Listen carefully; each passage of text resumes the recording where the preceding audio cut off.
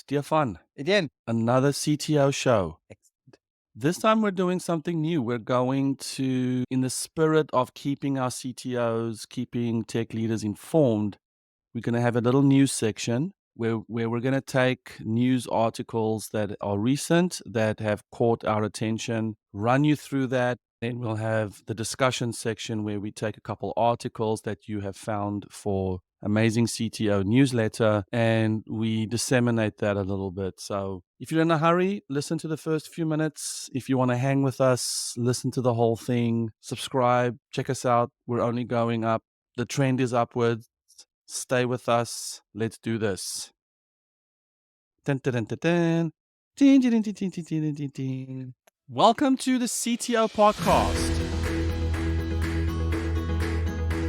a show dedicated to all the brave humans showing up in technology leadership roles around the globe. Every week, we'll help you keep track of the stories you missed, the trends that might pass you by, and talk to people that shape how we should show up as Chief Technology Officers. I am your host, Etienne de Bruin, founder of 7 CTOs, and joining me as always is the creator of Amazing CTO newsletter, Stephan Schmidt. Let's go. That tune is copyrighted. So let's do it. Are you gonna read for us? So first thing would be, the first news item is Worldcoin. Sam Altman launches eyeball scanning crypto coin. So there is a news that Sam Altman created a crypto coin which is called Worldcoin. And the catch is, to get into this, you need to scan your iris to provide an iris scan, because only this way you can be identified as one single person. And the And future the idea of the future is to have an income for everyone, something like that. But for now, it's like, okay, scan your iris. yeah, and so from the guy who led or leads OpenAI, who has a glimpse into the future, comes from that future and decides, oh shit, we have to scan all the humans' eyeballs.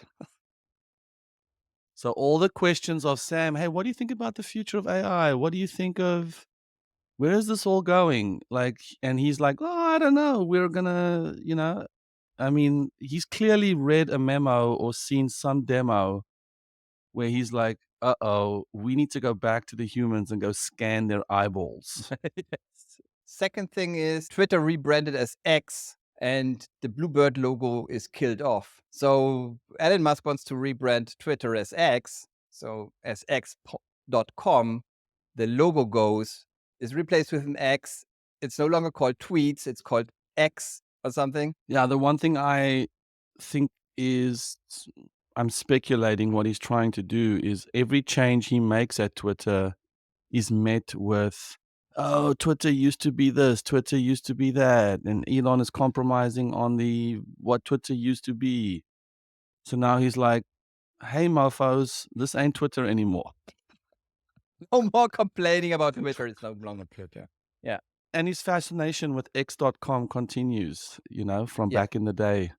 Yes. Next point is excitement over threats from Meta fades, but users return to app. So the news is like there has been 100 million signups to threads from Meta or from Instagram, however you want to see it.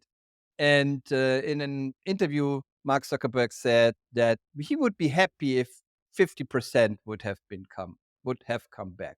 So it's obviously less than 50% of people came back from these 100 million users. And the second news point was that the Meta currently has 71,000 employees. 71,000. What I find interesting from that news story is that Meta said it raked in $32 billion in advertising sales in April-June period, which is up 11% from the prior year. Facebook is dead. Long live Meta. I don't know, but Meta isn't going anywhere, people. It's gonna be in our futures. I promise you that. Next point is OpenAI can't tell if something was written by AI after all. So OpenAI had a tool to detect AI stuff. I'm not sure why an AI company would do that, but pressure perhaps. But yeah, they had this tool and this tool doesn't work, so they stopped it. The last point is Meta to charge cloud providers for AI tech that it said was free. So they built the LLM Llama 2, and they said cloud providers and probably other companies can use it. And now they think, oh, well, if you use it to make money with it, you should give us something. So I think it's still not clear what open source or open or what all of these means in the context of LLMs. After 20 years, I think we have an understanding of what it means for software, but it seems that we don't know what it means for LLMs. Yes, well, I think moves like this I see as the big tech companies targeting the big tech companies. I don't think they care about the little devs building little apps. I think they want that. But, if Microsoft or Google is going to take advantage of that, then that's where they want to charge. And I think they think that makes sense. But I would be very careful to build my business on top of that. I want to talk to you about a network I founded over 10 years ago when I felt like I wasn't getting the support I needed from other CTOs. I was concerned that I wasn't getting a soundboard. My ideas were amazing to me, but I was concerned that maybe they were biased towards my own experiences. And really, as my whole company looked to me to build out their technology organization, I felt concerned. Was I getting the education I needed? Was I getting the pushback that I needed? And I wasn't getting that from my fellow C-suites because they were not technical. And so I decided, okay, I'm going to jump in and create a network where we all have to come with our authentic selves and share our insecurities, our challenges, and face the next level of scale. We all know that what used to work 6 months ago isn't necessarily going to work 6 months from now, as we are constantly growing our organization. So 7 CTOs is a peer network of hundreds of CTOs who get together once a month in groups of 6 or 7 to learn something new together, to process some challenges together, and then really to just encourage each other on this journey. We assemble people at the same levels. We use a proprietary framework called CTO levels to make sure that people are actually peers. And my goal is to have those 4 or 5 hours you spend with that group every month be the most valuable time-saving hours that you can spend. Don't go down the rabbit holes. Don't wallow in insecurity. Don't be angry for too long. Come and get that support that you need. It is a lonely place. It is a high-stress environment. So 7 CTOs is literally the tech people who are all also taking on the growing of companies. We do our forum meetings, deep dive calls, retreats, conferences. Head over to 7ctos.com, hit the apply button, and we'll get you into a forum within 30 days. That is our guarantee. Love to see you there. See you soon. Okay. Topics, articles I came across, and I will use for the upcoming Amazing CTO newsletter. And first thing is something that should concern everyone, but probably is not concerning enough of people, is called Unpacking Google's new dangerous web environment integrity specification. So Google wants to put an integrity check into browsers so websites can check if the integrity of the browser is compromised. A little bit like an app can check if the phone has been rooted, and then you can say, oh, I'm not running on that phone. And the same should come for web, where the website can say, oh, this web browser is something I don't like. It has been tampered with. I'm not working with this browser. Yeah, it seems like if I consider the Sam Altman story, it's like maybe these large initiatives, these groundbreaking AI data initiatives is identifying a key flaw, which is the end user may not be human, Yes. or there might be scripts or some things Yes. running on the browser or at the end user consumer that could compromise the data. Yes. And I think that's also especially that's pointed out in the specification is that the specification wants to make sure, like they want, I think something like, are you a robot? this "Are you a robot?" capture integrate into the browser, so they know that the browser is managed by a human. I think in the end it's futile. I think it's futile. We will not be able to detect if something is an AI or not, but they at least give it a try. And if you see that Google has all the ad revenue, and they see it drop by ad blockers and stuff, and they see by they sell, like they had this huge scandal with YouTube views. So where it says like a lot of YouTube views have not been in a huge window by a human, but somewhere small on a website auto playing, and that was a huge thing because companies thought they were paying for something that they didn't get. So it's clear where it's coming from, but we'll see. I'm a Firefox user for 30 years. Probably I will need to switch to Chrome in the future because websites will find my Firefox unable to check integrity or something. I don't know. And we've run into that, right? This site doesn't work on Chrome, please download Chrome for optimum. I think even Zencaster, which we're recording Yes, this on, I doesn't like using Chrome. Firefox. Yeah.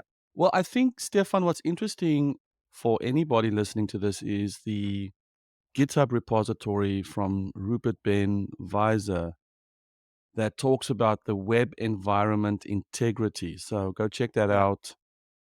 Yes. And the introduction gives you a very simple, like, hey, users browse the internet. They want to know that when they are at a website that they, when they make payments or when they see ads or when they're interacting with people or when they're playing a game, the users want to know that we're having an authentic experience. And so that's the sort of premise. But now the solution to that is that websites can request tokens from browsers. Yeah. But that's what I said is the pessimistic me, the optimistic me, or the business. If I wear a business hat, I think it's very important for a lot of CTOs, all of them who work in fintech, health tech, and everywhere else. They might have a challenge identifying users or making sure the integrity has not been tampered with or something. So I think for them, from the listeners, the CTOs who are listening, who are working in fintech, who are working in health tech, human HR tech, probably perhaps, this should be relevant. This is something you should know about. This is something you should probably plan for integrating next year. So for them, I think it's hugely important. Yeah, it reminds me of email services, right? Where you have to set up, it used to just be set up an MX record. Now you've got to set up the DKIM record. You've got to set up the Spiff. SPF record. You've got to set up the DMARC policies. It's got to, the bar keeps getting raised for all these handshakes Yeah. to prove authenticity. And so I'll just close off that the web environment integrity's goals is to allow web servers to evaluate the authenticity of the device and honest representation of the software stack and the traffic from the device, offer an adversarially robust and long-term sustainable anti-abuse solution, don't enable cross-site user tracking capabilities through attestation, which I'm not going to complain about that. Continue to allow web browsers to browse the web without attestation. I wonder if this is sort of this could also be a backhanded. I mean, isn't Facebook's whole model built on Yeah. cross-site tracking? Yes. And Yes. this is just another move towards Yeah. killing this whole retargeting users, But I don't know if that is the benevolent, like you, I feel like the skeptic CTO in me is like, there's something else going on here, that Google has an agenda for all of this. Ad revenue.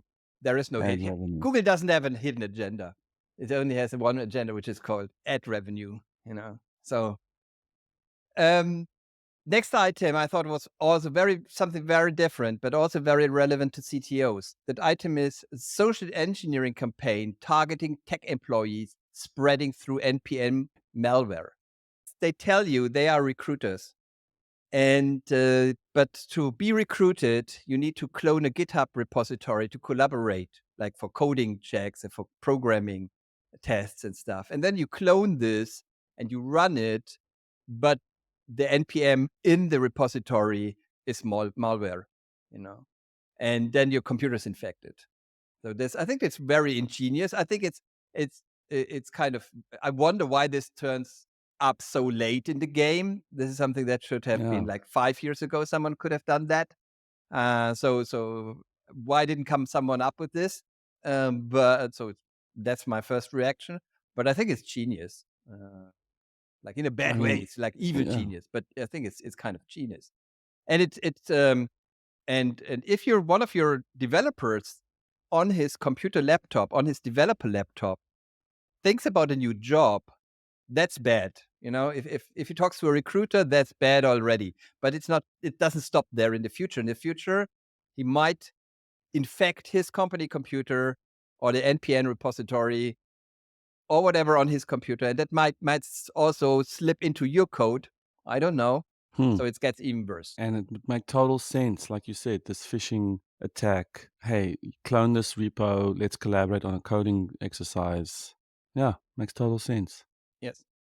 And whenever you have been hacked as a CTO, it's not. It's not. If you've ever had a supply chain attack or anything that goes into your NPM or runs onto on your code, that's not fun. So Mm. I think that's very dangerous, and that's something that sometimes sometimes CTOs, coaches ask me, how should I start on security? And I tell them, first thing you should do on security is raise awareness. Like with all your people, raise awareness of security, that there is a security challenge, that developers might be targeted, that they should not put any USB stick into their computer and stuff like that. Create awareness, like have a 30-minute chat talk, whatever, about Mm. creating awareness. And I think this is a good opener. If you want to start with security, I think this is a good opener to create awareness with Yes. employees and especially with developers. Yes. If Um, you want to start with it, just start talking about it. It always reminds me of when I'm at the airport and I want to do some work and I join the airport Wi-Fi, yeah. First mistake. The next is also something interesting, which is the fall of Stack Overflow. And Stack Overflow seems to be very open. Didn't know that, but seems to be very open with data. And someone looked into the Stack Overflow traffic in views, in votes, in posts, and traffic has went down. But most shocking, I thought, is like likes. I think it was likes or upvotes on Stack Overflow had been going down 2/3 or something like that. So there's a lot less interaction with Stack Overflow. So the developer tool that every developer used, that was core to every developer's experience, Stack Overflow, seems to be the end of the era. Yeah, I'm I'm thinking about when as I am still building 7 CTOs, one of our most successful online community tool for 7 CTOs is Slack. I have a love-hate relationship with that as a community builder only because Slack is very conversational and is async, but it's got a very short tail. Yes. If something scrolls off, it's Yeah. gone. So I remember looking because I love Stack Overflow. I remember going to Stack Exchange and starting my own. The company allowed me to start my own Stack Overflow. Like a private Stack Overflow. Did you Yeah. look into that ever? No. And I and did a little bit with this course, I think is an Yeah, open source discourse. I kind love of stuff. discourse. I tried doing it with discourse multiple times as well. I'm a huge fan of discourse. Yeah. It's just too out there. Humans. It's just too hard for humans. But anyways, Yeah. the thing that Humans will no longer be a problem in the near future. So don't worry about humans. discourse has got an eyeball scanner now, so to see if you are a human. Jokes. But the thing that happened was it gave me a glimpse into the behind the scenes enterprise sales team at Stack Exchange. And it was a horrible experience. The customer support, the billing, the pricing structure, the way I was treated on phone calls. Like, I don't I was just really suspicious about what the heck is going on with this company. So Yeah, it was, of course, sold to, I think, Process or someone in 2021. And, I just think this is my guess, is that I know ChatGPT happened. I'm just wondering, and I don't know this for a fact, and maybe someone can respond to this. But I feel like, this is an example of a company losing its way. Like you yeah, sold the company to some sort of conglomerate in the yeah. Netherlands. And, now you have issues around mission statement, data usage, support, and I'm just wondering if this was bound to happen regardless of ChatGPT. I don't know. It would make I, sense why it would be ChatGPT, but I'm just saying for everyone yeah, listening that I had a really terrible experience with the Stack Exchange company trying to get my own service going. The sad thing for me was the private service or the private Stack Exchange community that I could set up for 7 CTOs was fantastic. It was a great tool. There's no knowledge gap. Everyone knows how to use Stack Overflow. The yeah, upvoting, the questions, the responses, the karma, or whatever it was, the points. yeah, That yeah. that stuff was fantastic. It was Yes, such a great tool. batches. So the Stack Overflow snatched defeat out of the hands of victory from someone like me. I just did not trust the company. I was Yeah, concerned about the data. One of the things they said to yeah. me was the data does not belong to you. And I was like, why would I? Can I download my data? No, you can't. I was like, what the heck? I'm not going to do that. Was there a time where you could actually download the source code and just host it yourself? I feel like that was many, many years ago, but, If then this many might years have ago. been sort of part of the old, was it Joel Spolsky or Yes, who created? Yeah, yeah. maybe it was part of Chospolsky that. together with the coding horror guy. There was Yeah. a guy who had this block coding horror, which was huge back in the day. Um, Yes. and obviously, So Joe Spolsky's blog, Joel on Software, was yeah. even bigger, huge Yes. thing. No one remembers, but so much wisdom lost I know. I know. like lost like trains in the, like tears in the rain. So I think that 2021 is a is a good time to sell. I think probably. I wonder if they knew something I didn't know in 2021 about ChatGPT. Well, Perhaps it was like, but then if you buy this and in 2021 you think, I don't know, but probably there's always someone who wants to buy yeah. something that everyone else thinks, oh, that's not the future. Yes, I think that's a great point, getting out of it while you're ahead. I mean, that's one of the reasons we sold our company. My company was I co-founded a company around that built a CMS. In 2003, 2004, that was great, Yeah. one install Yes. of a website. And in 2012, 2013, we started seeing the writing on the wall. Like, CMS was becoming completely commoditized. Squarespace, all these companies were coming out. And so we sold basically while we were ahead. Yeah. Yeah. Well, my wife sold her startup because we wanted to move. We wanted to get out of the game, and she sold her startup, and we moved to the sea. Moved out of Berlin to the sea, and it was an event location platform. You could so search for event locations.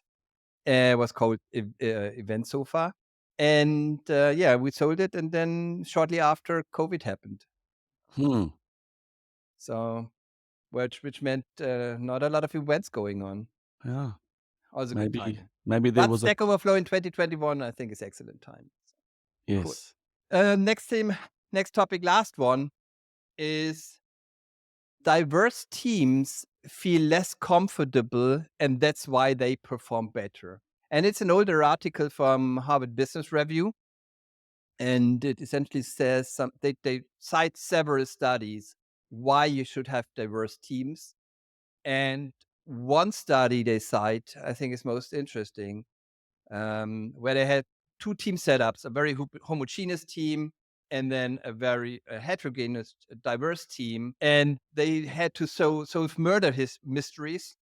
and the diverse team was much better at solving them, but the homogeneous team thought they were much better. So, because it felt Fascinating. so that, yeah. Yeah, I think diversity in thought, diversity in experience is a prerequisite for innovation and problem solving. I mean, Yeah. that's just a fact. And this doesn't surprise me. I love that the article emphasizes that it feels less comfortable. It helps people realize that, comfort in your team isn't the holy grail. It's not like, oh, I have to have my Yeah. team feel comfortable. Yeah. It is, how do I push my team for more safety, trust, openness, inclusivity. And to me, I have a great friend, Erin, who talks about these aren't issues of diversity, equity, and inclusion. These are issues of human rights Yeah. and the ability to enjoy working with diverse teams, diverse thought, and it includes senior versus junior, the willingness to participate in that discourse and be a valuable team member. These are not, these are not optional things. These No. are this part of the human experience. But I have two hats on this one. I wear two hats on this one. I wear the moral hat and I wear the business hat. And what you said with about human rights and stuff, and I think it's also about fairness and all of the other things for diversity. And I'm huge proponent with that hat. I struggled as CTO for diversity because like all the developers are kind of the same. So it's a challenge. It's an uphill battle. Diversity in technology is an uphill battle. I made so many mistakes, talked to a lot of different people, learned a lot about my mistakes, got better. But that's a moral hat kind of. But then I think there's also this what this article is about is it's a business hat. It's not only that for moral reasons that's a good thing or for human rights things or but it totally makes business sense because like we have a lot of talk with CTOs. I had a lot of talk with CTOs with my coaches, and it's always about productivity. And this means essentially a feature factory and throughput. And obviously, with if you have a homogeneous team, throughput is higher. Because if everyone is 25, everyone is from university, everyone watches the same Netflix stuff, so everyone is the same. There is no friction. Everyone has the same ideas. There is no friction. There is no discussion. Everything is fluid. Everything is fast. Everything is efficient. But it's not about efficiency. Mm, Software development is not about efficiency. Software development is building the right things. So with the right ideas in the right way, and you're much better building much better things and building things in the right way with more background. And this means like different genders, different cultural backgrounds, different age. Someone with 45 has a different view on things, on features, on ideas than someone who's 25. So this is not comfortable. As the article says, there is a lot of friction. You need to discuss things because there is no common, like, okay, we play Counter-Strike and we watch Netflix. That's not there. There's no common ground. You need to find the common ground, but the results are much better because mm, with this, and it's about impact. It's about what you build. It's not how efficient you build it. Perhaps if you're some outsourcing company, it might be the point that it's about efficiency, how to efficiently build stuff. But for everyone else, and especially for the startups I know about and I care about, it's about building the right things. It's not about efficiency. And diverse teams will create much better solutions. mm. And that's so I like the article a lot because I mean you always like the things that agree with you, and the article agrees with me, so I like it. I need to be aware of that. But yeah, Yeah, the article also highlights a few things for me. The two things that really struck me was one, in when I'm at work, to gloss over differences or to, if I'm in a multicultural environment, to I guess pretend like differences don't exist or to not make it an issue at work. the article talks about, instead of glossing over it, you highlight it, you educate, you help, you teach the team how to deal with differences. Now, the part where diversity can be a problem is when people bring different values to the table. And ultimately, for me, this rolls up to this idea that we always land on, which is, what is your mission, vision, and values? And have that be something that is the truth for your company. And I would recommend, even for brutally early startups who want to embrace hiring people from different backgrounds, just please make sure that that you know what the values are of your company, Yep. what your mission and vision is, because it's going to be hard, and I think near impossible for any team. I don't care if it's homogenous or not, but the it's going to be hard to get the team to produce together if they aren't all sharing the same values. Yeah. I also great point. Great point. I also sometimes coach CEOs, and lately I asked one CEO, "Do you have a vision?" And he said, "Yeah, I have it here somewhere." You know, and then I thought, well, that's not the vision. My vision for Amazing CTO and everything I do in that space is make CTOs creators again, and I know it. Mm, And if you have a vision, you should also know it, and not like, oh, I should have it here somewhere. yeah. Vision is a very powerful tool if you wield it right, and Yes. not enough of my clients, and I assume everyone out there is using that. Yeah. Our vision at Seven CTOs is we help CTOs become world class leaders, and this is something we constantly regurgitate to each other. Yes, yes. I don't want to miss this last story though, so that one looks too Okay. fun to ignore. Hey, the last story, but you have been warned, so I warn you about the story. But this is the last story, and don't forget, all the stories should be linked in the description below. So, and while you're down there, you can leave a comment, and also you can subscribe, and also you can put a thumbs up. But you go there because in the description are all the links. Love it. Last story is replacing my best friends with an LLM trained on 500,000 group chat messages. I think the title says all. It doesn't it? I mean, it leaves out. The title leaves out that this was like kind of a youth group. So you can imagine the 500,000 chat messages. But the results is the AI performs rather well and simulates essentially the friends and the group chat. Yeah, I heard it. I heard a news story recently, literally a few days ago, where William Shatner went into a booth or was interviewed for 4 days, Oh my god! and he answered all sorts of questions, and then they built a model around him so that Wow. you could have a conversation with William Shatner. And this journalist was talking about Einstein, for instance, wrote prolifically. He's got lots of letters. He's got a lot of writings. It'll be interesting to see if we could have conversations with these world figures, and more Yes. closely to home, if there's a way to continue chatting with parents who have passed, Yeah. Or chat with yourself. or You even know, have a flourishing, wonderful online relationship with yourself. I had a client or a prospective a client lead who had this discussion, and he wasn't sure if he should take coaching, if it's the right thing at the right time now. And I said, well, then at least if you don't take coaching, talk to yourself, because it's formulating thoughts and rereading them or rehearing them makes you think differently.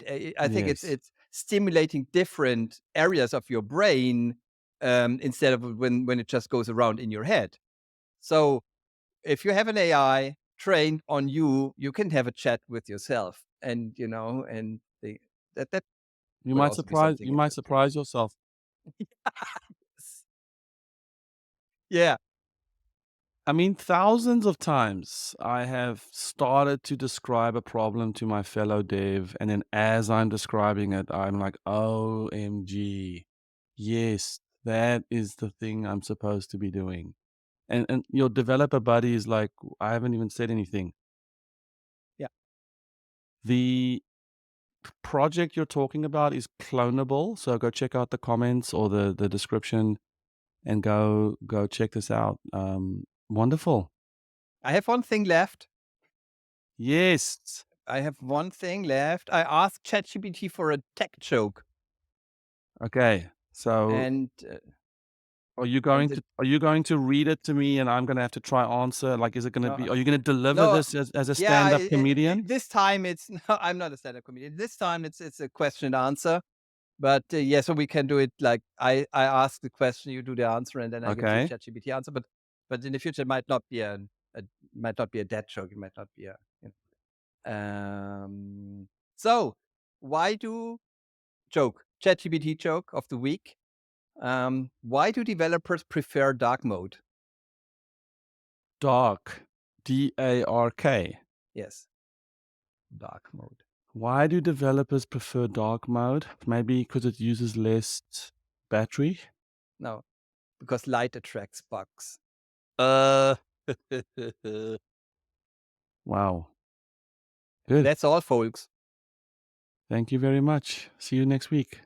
See you next week. Don't forget to subscribe. See you. Bye. Cheers. There you have it, another episode of the CTO podcast. If you like the show, let us know. Like and subscribe on YouTube and subscribe to us in your favorite podcast app. It'll be amazing to keep this community growing. If you want to talk to us, we're on Telegram. Go check out CTO Podcast on our Telegram group. And of course, you can always hit us up on Twitter. I am ETDEBRUIN. And Stephan is King of Coders, KINGOFCODERS. Please head over to 7ctos.com. Check out the most favoritist, amazingest community of CTOs on the internet and in the world. And also go check out AmazingCTO.com and subscribe to the newsletter. This is what makes the show possible, is all the amazing research and work that Stephan does to make this show happen. We love all of you, and please, let's see you next week. Cheers.